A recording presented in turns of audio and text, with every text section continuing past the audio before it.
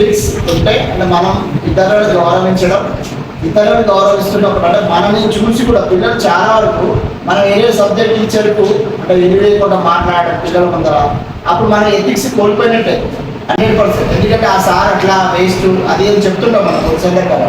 ఆ పిల్లలతో అలా చెప్పినాం వాడు రేపు అనుకుంటాడు, అరే ఈ సార్ ఆయన గురించి చెప్తున్నాడు కాబట్టి ఈయన కూడా అదేరా అట్లా అనుకుంటా. అలాంటి ఎథిక్స్ మనం కోల్పోవు. అట్లా ఎథిక్స్ కోల్పోకుండా ఉండాలంటే ఏంటంటే ఇప్పుడు మనం పెద్దలను గౌరవించినట్టు, ఇప్పుడు మన సార్ని గౌరవించినట్టు, ప్రిన్సిపల్ మేడం వచ్చాం మన రెస్పెక్ట్ ఇవ్వాలి. మన అట్నే కూర్చొని పెద్దవాళ్ళని గౌరవించకుండా పిల్లల ముందర అలానే ప్రవర్తించడం అనుకో మనలో ఎథిక్స్ అనేది లేదనుకో. కాబట్టి పిల్లలు ఏం చేస్తారు, ఆరు రేపు నువ్వు వచ్చినప్పుడు కూడా లేవాలి. అట్లా మన ఎథిక్స్ అనేది మన నుండి పిల్లలకు చాలా వరకు నేర్పాలి.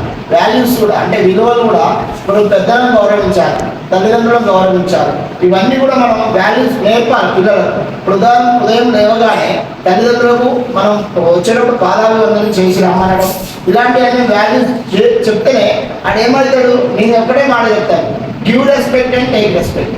అంటే నువ్వు మీ తల్లిదండ్రులు గౌరవిస్తే రేపు భవిష్యత్తులో నువ్వు కూడా తల్లిదండ్రులు అవుతావు, అప్పుడు నీ పిల్లలు కూడా నిన్ను గౌరవిస్తారు. అంతేగాని నీ తల్లిదండ్రులు నేను ఇప్పుడు తల్లిదండ్రులను గౌరవించడు, కానీ ఈ తల్లిదండ్రులు అయినాక ఆయన కొడుకు గౌరవించాలంటే గౌరవిస్తాడు.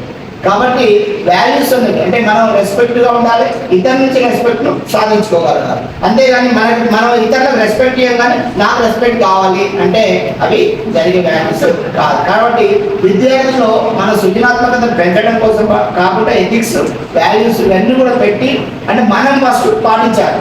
8:20 అంటే 8:20 టైమింగ్స్ రావడం ఉంది అంటే అదొక వాల్యూ అన్నట్టు. అంటే మన టైం సెన్స్ ఉన్నట్టు మనం పిల్లల కంటే ముందుగా ఉండడం ఇవన్నీ కూడా ఉన్నప్పుడే మనం ఏదైనా సాధించవచ్చు. ఓకే.